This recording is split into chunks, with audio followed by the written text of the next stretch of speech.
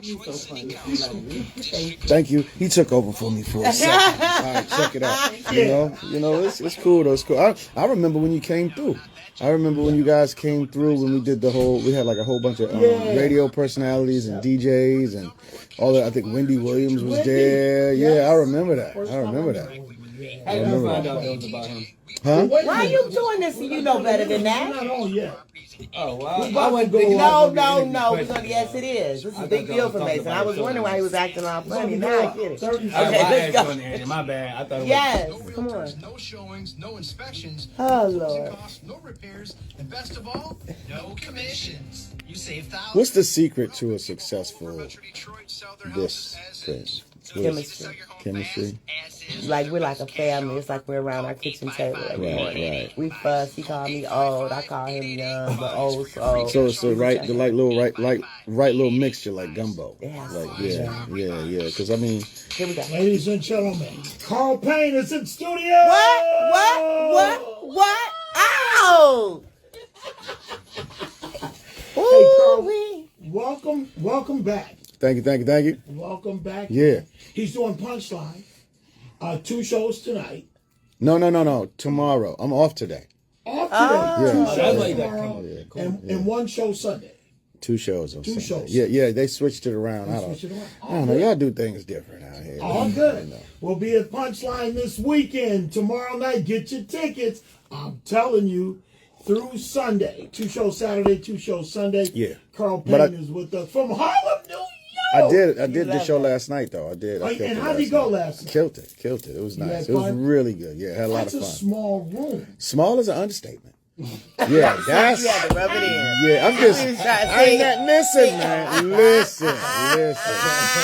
Yeah, that was like a little. I felt like I was at a little bingo hall or something. Like, you know, we had. Hey, I ain't never been on the stage where other people can touch the stage and put their feet on the stage with you. It was like I was sharing wings while I was performing. That was funny. That's good. That's good. That's good. Really. Yeah. How many times a year do you get to work a venue size like that? Man, you never know. Like it, you know, when you do this thing, you in it, right? You just go. And then somebody will book you somewhere and you've never been there before, and then you show up and you're like, wow, this is tight. Yeah. This is fun. Yeah, I told you it was cozy. That's a. You funny. Run the resume for us as much as you'd like. Television, movie stuff. Tell us about it. And how did, I'll start there and then I'll ask you the next one. Man, I hate talking about myself. I know that's hard. Pull that mic to the center of you. Boom, like that? Yeah. Okay, wait, now because I like the way yours is sitting like this. All right, there. How's that? That's better? Perfect. All right, cool. I've been doing this thing a minute, man. I'm Wait a doing. minute, he has on the wrong headphones. I'm on the. Is that what it's the headphones? The ghetto phones. I'm sorry, baby. I just need to turn them down. No, I can turn them down. How's that? Well, he turned them down. How's that? How's that? Angie. Don't switch them out. Okay, Yeah, you see fine. that? Just keep them. See that? Okay. Boom. Technical difficulties is loud. Yeah, I know how that go. Look at y'all acting She's about to switch out the whole headphone. I was. She was gonna play engineer. I got you. I had your back. Yeah, I got you. Yeah. No, I've just been doing this thing a minute. I'm on the other side of the camera a lot more nowadays, which is a lot more fun. Which is a lot. I mean, I don't want to say a lot more fun, but it is. Any creative, anybody who's been in front of the camera for a while, longs for and wishes, in my opinion, it's the natural evolution of things to be on the other side of the camera. You know what I mean? So yeah, it's. So with that being said, what do you have coming up from that perspective? From that perspective, I have a TV show and a film coming up from that perspective. Whoa. Yeah. We will be able to see it when this fall? No. It'll be like a year before it About comes a year out. out? Yeah. Wow, that's good. Yeah, that means it's set and ready to go. Yeah. It's about a year out. Yeah. You once talked about this went like crazy viral before the whole imprisonment of Bill Cosby. I was like, where is he going with this, yo? Come on. All right, yo. Go But ahead. it was a fascinating dissertation of what was happening in America with black entertainment. Yeah. So it's a You lot. were set to do some stuff. I don't remember. So you had to remind me. Like, I don't remember, man. Because you know what? I'm like, when it comes to this thing, you can't be too. You never know what's going to happen. You never know what's going to happen. I mean, it's constantly changing. Even now, man. I say the actor's dead. It's like it's going to be the point where you only time you the actors dead? Because of AI. There's like a lot of stuff, and just in Hollywood with like the way things are being done now, the way things are going. Yeah.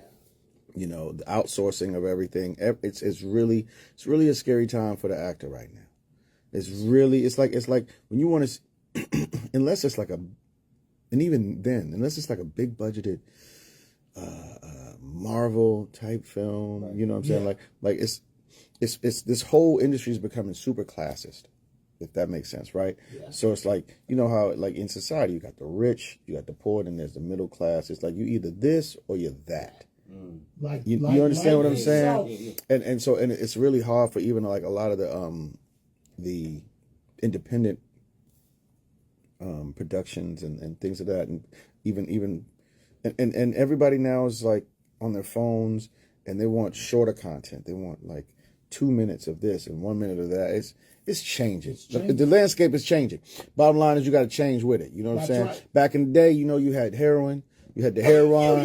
You know what I'm saying? When that crack, you get your hair rhyme. You know what I mean? And when that crack rolled around, the hair rhyme dealers didn't want to. Hey, bro, you either get with this new program or, Carl, keep selling that smack, bro. You do stand-up comedy. Which came first, acting or comedy? Acting. Really? I'm an actor that does comedy. I'm an actor that, like Denzel said, Denzel. Like Denzel said, I'm a theater actor that does TV and film. Like I started in theater and all of that stuff. So was it hard to do the comedy thing, being an actor? Wasn't hard to do or hard to be accepted. Like that's two different things. It is too. Yeah. Let me say hard to be accepted because people saw you on Martin as you weren't doing the stand-up things. You were funny. Right. You got to get on stage. Right. Yeah, right. So Well, hard to be accepted. Well, I'll say that part. I would say yes, especially within the community of comedians and things of that nature, which is fine by me. It's like I approached it like I approach everything else. I respected the craft, but I was super scared of it. Like it's like honestly, it's one of the scariest things I've ever done. No, the stand up is one of those things where it's like, like when you have a script and you're on a show or even on stage, right?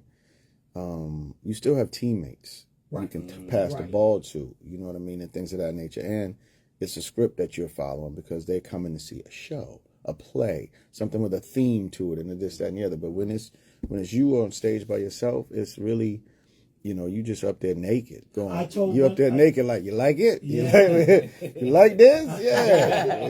I told one comedian just that, and you're like a boxer. You got the trainers and stuff, but you're in the ring by yourself. You got to go 12 rounds all by yourself. Yeah, and it's the most rewarding and satisfying and thrilling thing that I've done too. You know what I'm saying? The fact that it was the smartest thing I ever did. Trust me, it was the smartest thing I ever did. Yeah. Wow. Yeah. Everyone asks me this story all the time. I'm gonna shorten it up and tell you the truth is I just said yes to a lot of stuff. A lot of times the power of yes is super amazing. I was a kid. It started when I was in school, and I had a friend who was always into different things. And so, for example, she used to take ballet. She used to take, and they had come to school and they were doing a performance. Back in the auditorium. You know how they do that stuff in the auditorium. And they were like looking for volunteers to jump on stage. And she was like, "Go, you should do it." I was like, "All right." One thing led to another. That's what I'm saying. Yes. I used to be like, they were, where you going after school? I was like, karate class. You didn't want to karate. You was going to do ballet. Karate. Man, I was not telling them under my jeans that I had on a whole pair of tights. Nah. I was not. It was not. So they thought after about 6 months, you must be really good. Let me test your skills. Man, I was like, damn, I got to do a pirouette and kick this in the head or something. Like I had to I was living a double life for sure. Did I like it? It was just something to do, but it kept me out of the hood. Like it was you know, it was, I didn't really, and every, people don't know, it's like they speak French. They teaching you French at the same time, like, you know, all the moves and everything, like ballet is classical, and in the language they speak is French. So the teacher never spoke English half the time. What? So I was like inadvertently learning French. So then I was like, yeah, I'm gonna just take French then, you know. Oh, that was cool. And then later in life, that came in handy too, right? So, you know, you find yourself somewhere in a French-speaking country or, you know, whatever, and you're like, yeah, oh, I know what they saying. We not going that. No, you're trying to trick me, bro. I know exactly what you're saying. So a kid from Harlem, Yeah, who went to school on a ballet. it was just every time I got to say yes, I did. Man. did? She was involved in an acting theater camp. You know, it was called the First All Children's Theater Company in New York, and they were having tryouts. I was just hanging out with her, and she was like, "You should do it." I was like, "All right," and then I do it. To California. Man, okay, so I was at Howard University, and I had a manager at the time who was saying that she was going to take all her clients out to California so we can see what, you know, business was like out there. The truth, like Puffy used to throw parties back then too. Right. He did. He used to do, like, you know, he was a huge, like, he's always been big on the marketing, promoting all that stuff. Right. And he was going to the same school, and he used to throw parties back then, but we used to try to get his party shut down. We used to Competing parties. yeah, well, yeah, you just call the fire department, be like, yeah, they got too many people over there. And then you got people standing outside like, come over here. But anyway, she had other people that she was managing, and they came and picked me up at like 5 a.m. and they had like the Griswold machine, the station wagon with the wood paneling on the side. And I'd never met these people before in my life, and we drove cross country from DC to California. We drove out there to go see what the business was like. We were supposed to be there for like winter break or something like that, and I never came back. Wow. I never came back. I hit the ground running. I got there. And I started, like, and the thing is, like, I was trying to assimilate myself into a situation that I didn't know nothing about. I'm standing in California, I'm seeing all these white boys walking around with these tight jeans on and these cowboy boots and t-shirts looking like the Marlboro Man. You know what I'm saying? No, you know what I'm saying? You know, no underwear. They had the little D'Angelo V right here. I was like, yeah, that's me. That's me. I'm gonna do the same thing, man. I stopped and got me a pair of cowboy boots. I wore them boots out. Tight jeans, no drawers, cowboy boots, and t-shirts, baby. I'm here. I'm here. I'm gonna get this money. Oh my gosh! And so you just start knocking on doors and talking to people. No, she had it all set up. She was introducing us to everybody. Yeah, she was like, you got to take your tape around and take your resumes. Wow. And but in that process, I guess they started having audition for things. You know what I'm saying? And I wasn't supposed to be doing the same thing in New York. When I was auditioning for stuff, I didn't have no agent. I was just hanging out with that girl. Yeah. And she was like, you should try out today. I was like, all right, cool. But I would get the job. So that had been working for me. So I was like, we out here. I was like, they got jobs. They auditioning. What's up? And I would go and audition. And then I got the job. I was only there for like 2 weeks. And I started getting work. Wow. I started getting work. What was your first big job? In California? Yeah. Big job or first job period? First job period. I think it was a show called 30 something back then. Remember there was a show? Yeah. It was a show. It was a show called 30 something, and then I did like a student. You were a student. I was a student in the show because I think it was about college and something. I played a student, and then I booked. Look it up. It's called A Single Drop of Rain. It was an episode of Quantum Leap. Really? Called A Single Drop of Rain. Look it up. Quantum Leap, that happened, and it was just like I just started getting stuff, and then it was pilot season, and then I got hired for it was Stan Lathan and it was Russell Simmons, and they was doing this. They was trying to come out with some sort of hip hop show or something like that, and I had booked that. Wow. I had booked that pilot, and then they were, and it was one of those things where it was like, okay, we're gonna put you on hold, but we're gonna pay you to hold you type thing. And then there was another show called Hull High, which was the original blueprint to High School Musical. Right? The one with Zac Efron and all of that. Look it up. Go do your research. Hull High, which was originally called Hell High, but they couldn't say that because it's Disney. We shot like whole half a season of the show, and it was on NBC. And that was the exact same blueprint and show because it's the exact same producers that then went on to revamp it and make High School Musical. But the whole thing was, it was like, it was like, so you have to make a choice. They was like, you going, we need you take a semester off, or you going, you know what I mean? And I was like, damn. And it was like, yeah, we're going to pay you like, I think back then it was like $6,000 to $8,000 an episode. An episode? 6,000 or 8,000 an episode back then, and I was broke as you. I was broke in college, man. I was like, and I thought, okay, this opportunity might not come around again, And if it's just about taking a semester off, that's cool. I'm gonna take it. Just, you could always go back to school. Well, guess what I didn't do. Well, you're sitting here, so I know what you didn't do. Yeah. Wow, Carl, that's fascinating. Yeah, but funny. I just never looked back, man. That's fascinating. So how'd you meet Martin? I met him at a it was he had a special he had just did from HBO, like a comedy special thing. It was a screening. He had a screening of it on Paramount's lot. I think it was Paramount lot. And I was actually on tour with a play at the time. But I met him at the screening. I just met him randomly, because they were doing screening his special, and I was like, we just met briefly. That was it. And at that time, there was no show. There was no, I think he was, he was in the process of doing it, making moves to. Topper Carew, I think was the. Yeah. He was in the process of trying to make his show, I believe, because shortly after that, I got a call to audition for a show, and I didn't know, they were like, yeah, we got an audition for you for a show called Martin. I was like, and I wasn't used to shows just having one name, so I was like, Martin. I was like, it's weird. I was like, yeah, he's a comedian, and he was in House Party. I was like, Dragon Breath. Yes, I know exactly what you're talking about. That is the coolest, man. Yeah. Wow. Carl Payne, by the way, ladies and gentlemen, playing Punchline this weekend. 2 shows tomorrow and 2 shows Sunday. Sunday, yeah. So get your tickets now at Punchline. What's the website, D, for Punchline? Punchline. I don't know the website. Go ahead. Yeah. Punchlinecomedy.com. There you go. Punchlinecomedy.com. Yeah. We got people chiming in. This is the first time I think I've ever gone live. I don't know any of these people. Wave. Okay, I'm sorry. Wave. Yeah, Wave. That's what you Wave. gotta do. What's up? Yeah, dog. I'm You gotta shout them out. All right, what's up, everybody? Good. What's up, Unicorn Hippie? Unicorn Hippie. What up, baby? Yes. Smoked meats. Smoked meat. Pause on that one. And I know that dude. That's Cash Money down in Miami. Yeah, pause on the smoked meats, dude. Get you a new name. That's wild. Cash Money. That's wild. That is cool, man. That's wild, bro. Yeah. And you can tell I don't go on this. I got, was early, got 35 eyeballs right now. Good. That's okay. It's okay. I'm going to do this a lot more. It's cool. You're perfect.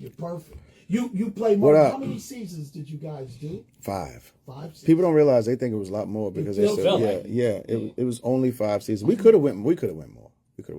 That was amazing, an amazing run. And you're right. People think that it was like at least a 10-year run. Yeah. On Martin. Well, I mean, it's been a lifetime run if you really want to think about it, because it's still showing everywhere and on whatever, So still runs. Yeah. Did you think it was gonna be how it is? Because it's like younger kids watching it now. Right? Yeah, it's a blessing.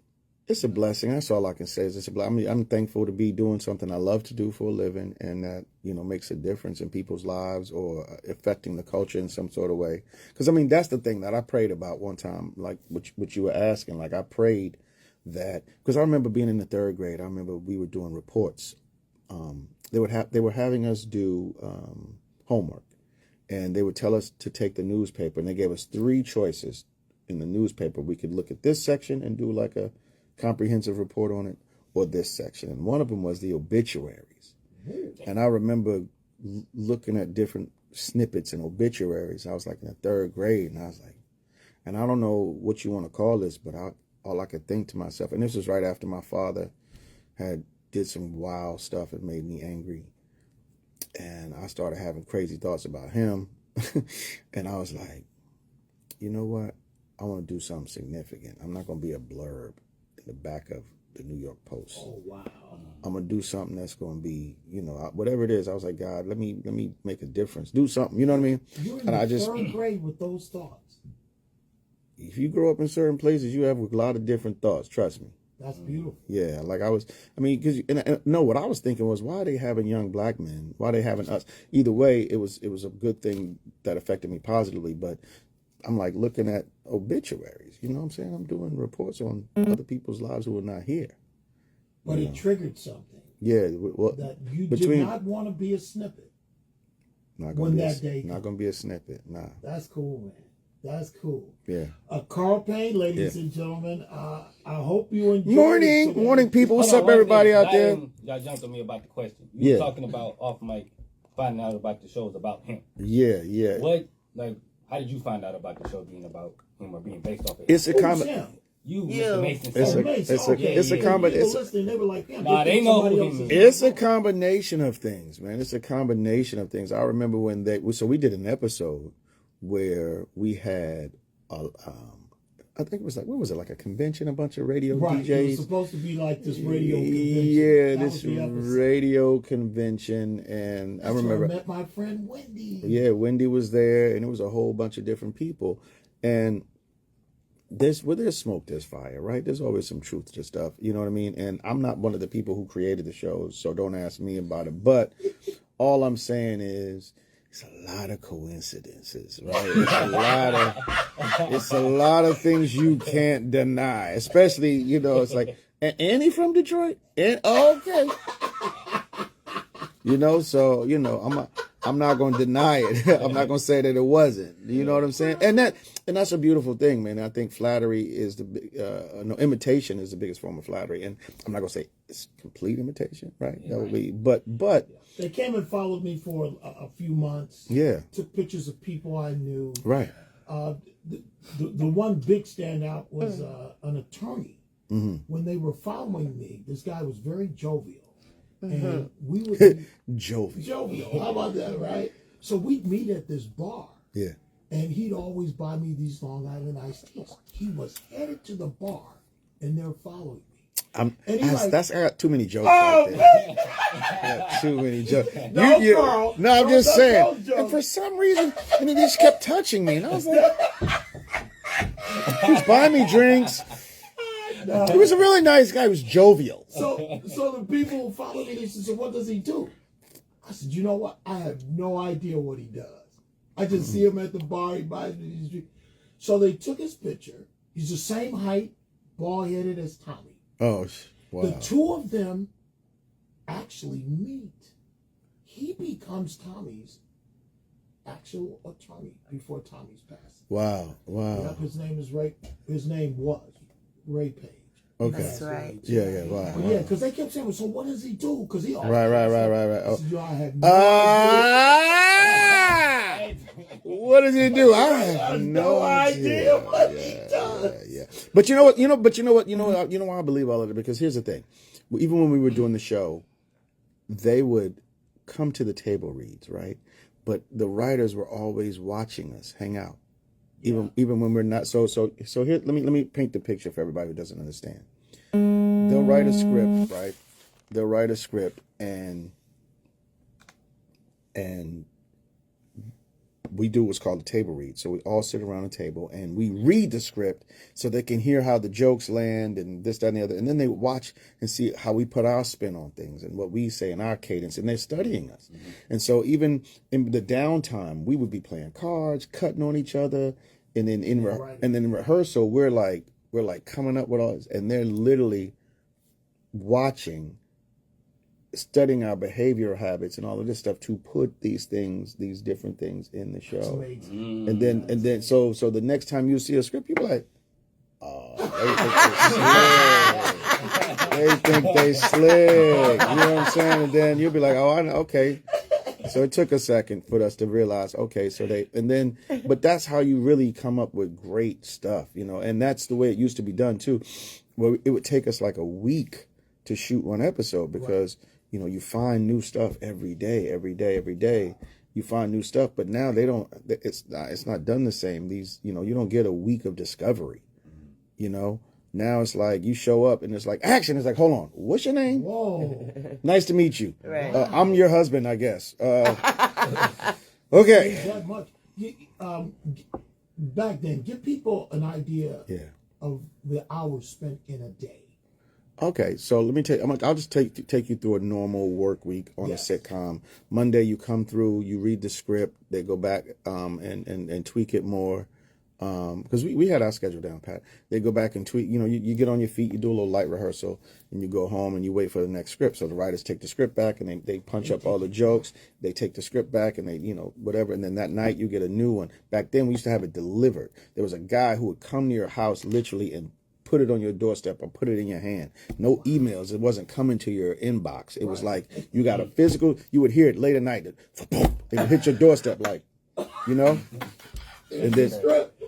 And that same guy who was getting coffee, running around, throwing scripts on people's doorsteps, 10 years later is an executive producer. Wow. And his show is called The Game, or his show is called, you gotta understand that these people was really, right. So, now he's the executive writer and, cause they were in it.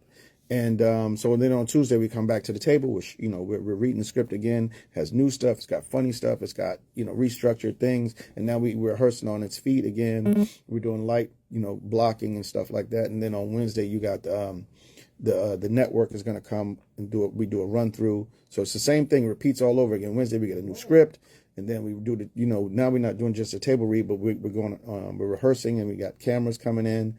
And at the end of the day, we do a full run through in front of the network and then, in front of the producers. Right. And then on Thursday, we do it again. And now you got the producers and the network. And then you got, standards and practices. They give it notes because they're like, okay, you get one ass and two dams. We can't have you saying too many dams and asses. You have an ass and dam limit. And so we would do little slick stuff to get away with stuff like, shiznit. They didn't know the slang. So we was getting away with everything. The funniest to me was when Jackie Chan showed up and said, "Where's Shanae? I heard she got that ill nana." Man. You know what I mean? Like, they don't know what that means. We, the culture, know what that means. And I heard she has that ill nana. I was like, stop, y'all. Stop. That is crazy. So, yeah, we had. So, in a day, you went in at what time and went home? We had a pretty normal schedule because we was tight like that. Pause. But it was like, the longest days was Friday. Right. Which was our shoot day, where we'd be there 8. In front of a live audience. Yeah, in front of a live. We would shoot all day, go to dinner, and then do the show again. We would shoot the whole episode, the entire show from top to bottom. We'd work from like 8 a.m. till like 6 p.m.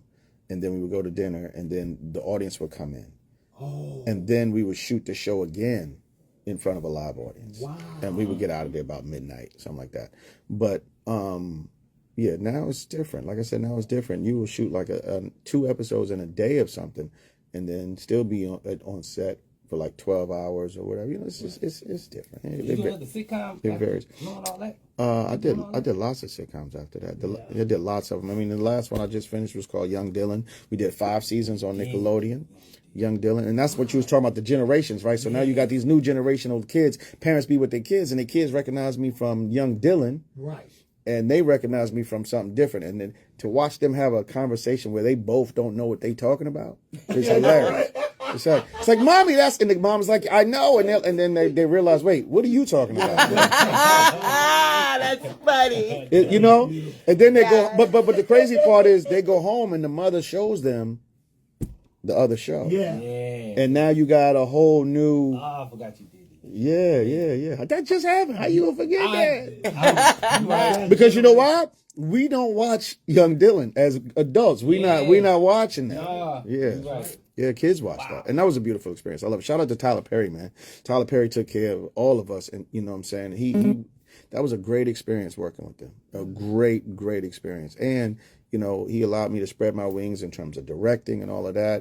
So I directed a lot of the episodes, which is for network television, it's Nickelodeon, you know what I mean? And a lot of red tape that would have not, that is presented in Hollywood, you know what I'm saying? I got a lot of the chances and opportunities to do all of that stuff there. You know what I'm saying? And Carl Payne, man, this is gonna be great. He's here all weekend. All weekend, but guess what I won't be talking about on stage? All of this. All of this. We ain't talking about none of this on stage. So let's understand this. This was cute that we spent about 3 hours talking about my history. But we got to get into the let's move forward. Let's come present day now. We here. Fun, man. We here now. Tomorrow night, 2 shows, Wow. and then 2 shows on Sunday. Carl Payne at the Punchline. All right, I see. Hold on, I got to shout people out. Nikki says 16-year-old daughter is now binging Martin. Wow.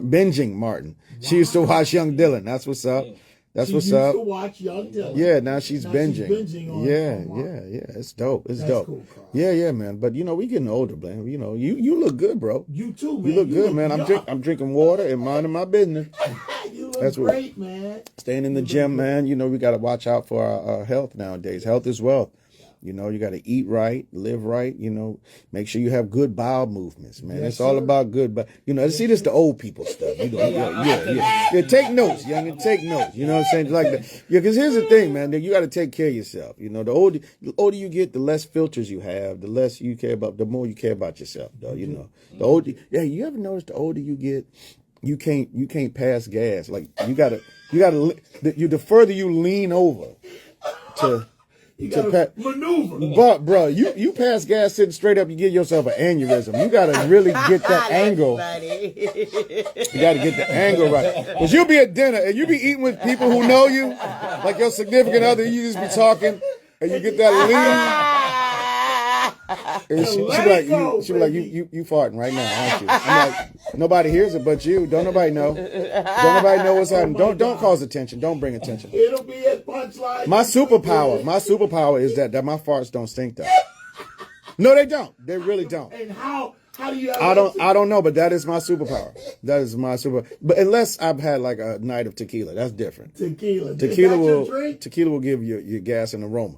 But is tequila your drink? It be Nikki. Carl Payne all weekend at the Punchline. Carl. Oh, I forgot it's live. I'm sharing fart stories with y'all. My bad. Live. Well, just know this: it ain't me.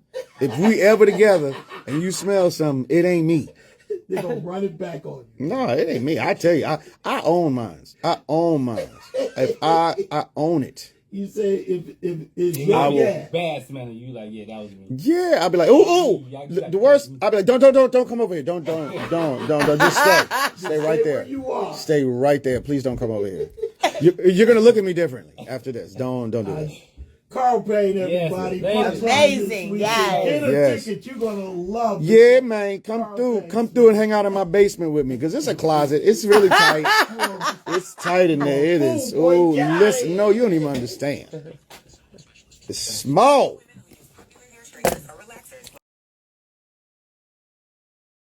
Dark and Lovely, olive oil relaxer or organic Okay, stimulator. I will see y'all soon. Okay, you smelt it, you dealt it. Not true. Well, that is true, because, like I said, mine don't stink. So already know. Already know. All right, how do I end this? I don't even know how to. How do I end this thing? A separate study found that come here. I got you. You gotta hit this right here. Boom. And then.